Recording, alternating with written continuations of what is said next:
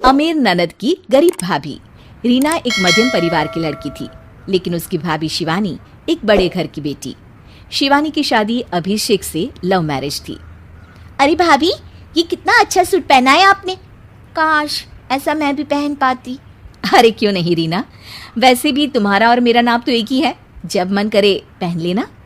भाभी, आपको आपके पापा ने कितने अच्छे कपड़े गहने दिए हैं। मैं उनकी इकलौती बेटी जो हूँ। बेटी तो मैं भी इकलौती हूँ, लेकिन क्या करे, पापा है नहीं, पता नहीं कैसे होगी मेरी शादी। तभी वहाँ शिवानी की सास आ जाती है। अरे क्यों नहीं करेगा भाई तेरी शादी धूमधाम से, आखिर जिम्मेदारी है तो उसकी। और वो दिन भी आ जाता है जब रीना की शादी तय हो जाती है। अभिषेक, क्या हुआ? आप इतने परेशान तो कभी नहीं दिखे, कोई बात है तो बताइए मुझे। अरे शिवानी, वैसे तो शादी का सारा इंतजाम हो गया है, लेकिन गहनों का रेट तो आसमान छू रहा है। कैसे क्या करूं, कुछ समझ में ही नहीं आ रहा। थोड़ी देर में शिवानी अपने पूरे गहने अभिषेक के सामने रख देती है। ये लीजिए, गहनों का इंतजाम भी हो गया। अरे नहीं नहीं शिवानी, मैं ये गहने किसी हालत में भी नहीं ले सकता। ये तुम्हारे पिता ने तुम्हें दिया था, और तुम हो कि। तभी वहां सास आ जाती है। अरे तो क्या हुआ, इसकी तो हो गई ना शादी, अब किसे दिखाने हैं इसने गहने। सास गहनों का डिब्बा शिवानी के हाथ से लेकर वहां से चली जाती है।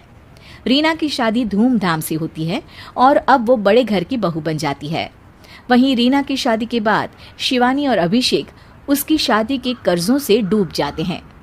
मैं सोच रही हूँ नौकरी करनी शुरू कर दूँ, वैसे भी पढ़ी लिखी हूँ, आपकी थोड़ी मदद भी हो जाएगी। वैसे शिवानी, कुछ दिन कर लो तो अच्छा ही होगा, क्योंकि ज़रूरत भी है। अब शिवानी भी नौकरी करने लगती है और घर खर्चे में अभिषेक का हाथ बटाती है। एक दिन शिवानी, रीना का फोन आया था, कह रही थी कि आने वाले त्योहार में उसके ससुराल जाना है। ठीक है माँ।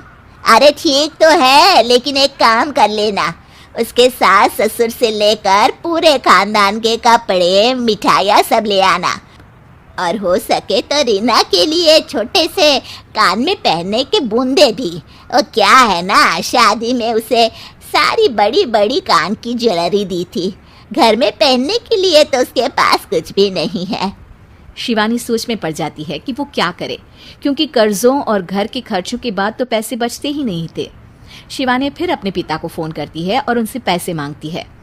देखो शिवानी, मैंने तुम्हें शादी के वक्त ही मना किया था कि ऐसे घर में शादी करनी ही नहीं चाहिए। अरे अभिषेक को शर्म आनी चाहिए जो ससुराल से पैसे मंगवा रहा है। शिवानी को पिता की बात पर गुस्सा आ जाता है। आप मेरे पिताजी हैं और मैं परेशान थी, इसलिए आपसे मदद की उम्मीद की पापा। अभिषेक को तो पता भी नहीं है कि मैंने आपसे पैसे मांगे हैं। शिवानी सोचती है कि वो अभिषेक से बात करे, लेकिन फिर उसे लगता है कि वो टेंशन ले लेगा। तभी शिवानी की नज़र हाथ के कंगन पर पड़ती है, सीधे बाजार जाती है और उसे बेचकर ननद के घर ले जाने का सारा सामान लेकर आती है और सास के सामने रख देती है। हाँ ठीक है, लेकिन फल थोड़े और अच्छी क्वालिटी के होने चाहिए थे। शिवानी कुछ नहीं कहती, वहां से चली जाती है।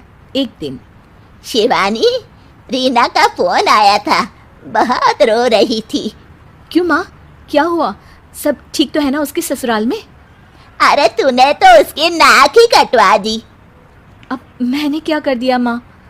कह रही थी कि बड़े घर की बहू है भाभी, जो कपड़े दिए वो ब्रांडेड भी नहीं थे। तू तो जानती है ना उन लोगों का पहनावा कितना अच्छा है। तू तो मेरी बेटी का भला कभी सोचती नहीं। हाय भगवान, अरे बड़े घर की बहू है, इसी बात की जलन है ना तुझे, लेकिन याद रख मेरी बेटी का सोचने के लिए भगवान है, तुम लोग कभी उसका बुरा नहीं कर पाओगे। अब शिवानी के मन में सवाल था कि क्या ईश्वर सिर्फ रीना के साथ है, उसके साथ नहीं? लेकिन उसे सुकून था कि वो अभिषेक के साथ उसकी जिम्मेदारियों को निभाने में बराबरी की हकदार है। शिवानी वहां से चली जाती है। वो सास से कुछ नहीं कहती, क्योंकि अमीर घर की बहू बनकर रीना को भले ही सुकून ना हो, लेकिन गरीब घर की बहू बनकर शिवानी खुश है, क्योंकि खुशी पैसों से नहीं, परिस्थितियों पर निर्भर करती है।